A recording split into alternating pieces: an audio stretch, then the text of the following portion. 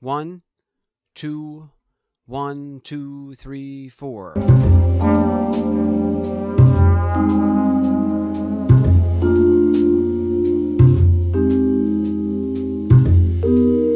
I could use more than moments, pretty baby, and I know where you steal them from.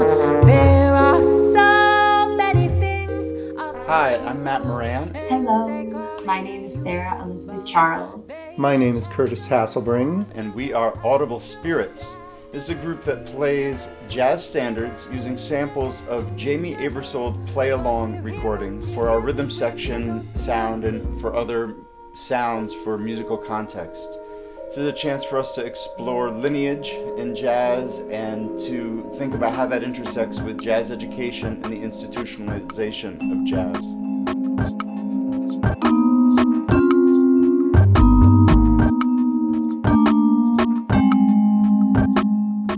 So excited that Matt Moran, Curtis Hasselbring, and myself are finally going to be able to share this Audible Spirits project with you.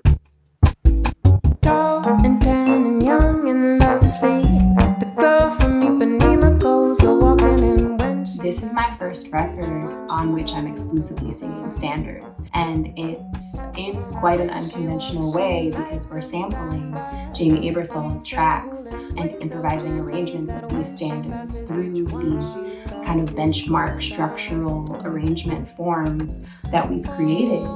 This process of really cultivating, shaping, and now recording this music has been a real moment of nostalgia for me, of reflection. Yes, I would give my heart gladly. The Jamey Aebersold recording, to me personally, is part of my own history. I grew up in the Midwest in a small college town, and learning jazz, one of the only things you could do to actually play with a group was play with one of these recordings. There weren't that many people to play with. So the recordings have a place in my personal history, and to bring that into modern times and to turn that into something that other people would want to listen to is a very enticing thought.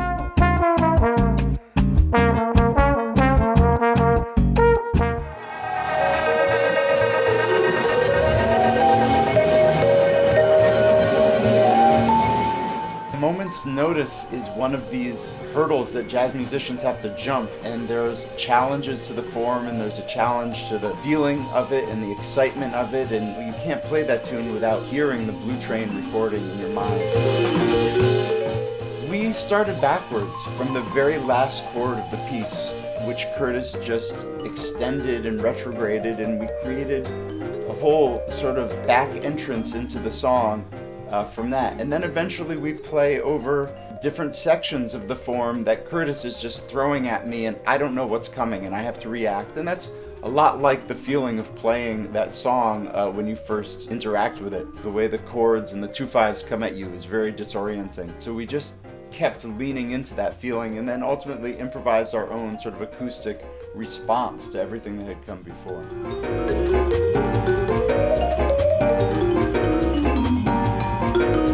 There's a lot of space for spontaneity in our music. One of the more unique challenges about playing with Audible Spirits is the integration of sample-based technology into a live jazz setting. We are all improvisers, and we're all used to being able to be in situations that we can react to spontaneously. So we have gone to great lengths to set up the structures of these songs so that in one sense we can play with very specific forms, especially the original structures of whatever standards we're on, but also be able to react to each other in spontaneous ways, whether it's during our group improvisations or during individual solos.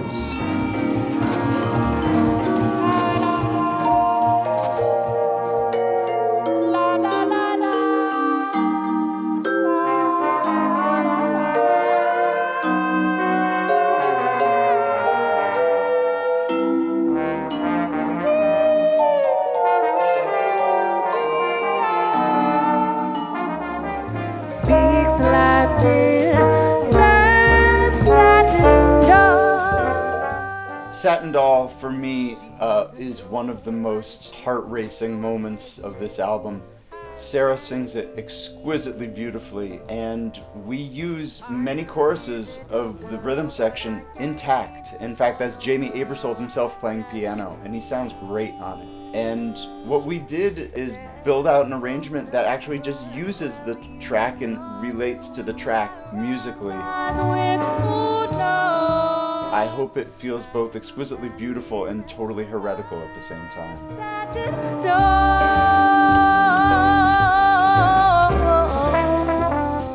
I learned this music both in institutional settings through materials like this, and also on the bandstand through just playing with mentors and with people who were older, wiser, more experienced than myself, and really creating an album of standards in this way has allowed me a space to interrogate the ways that I've learned this music, to interrogate the ways that this music is taught more generally, and to really welcome in and conjure up the spirits and the energies that are responsible for building what we see today as being jazz and Black American music, and musics that have grown out of those traditions and those spaces.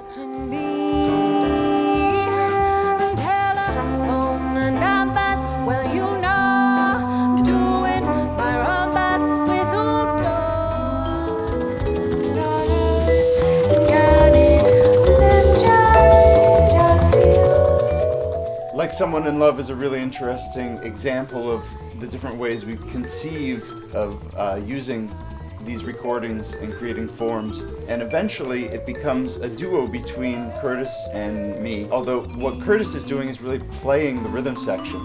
He's improvising the improvisers and creating different tempos and harmonies and keys for me, and we move through it and interact, and eventually Sarah joins us too.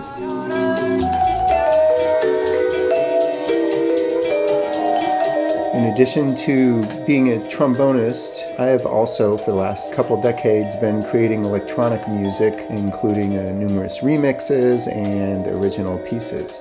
So this project is sort of a perfect combination of my skill set.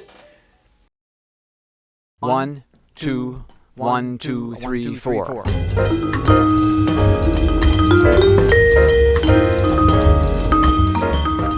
My friend Christopher Myers, who's a wonderful artist, has a great phrase when he's talking about jazz performance: ghosts in the room. And what I take that to mean is that when you're performing in the present, you're connecting the people who came before you to your vision of the future. And for me, that's a big part of what this project is about.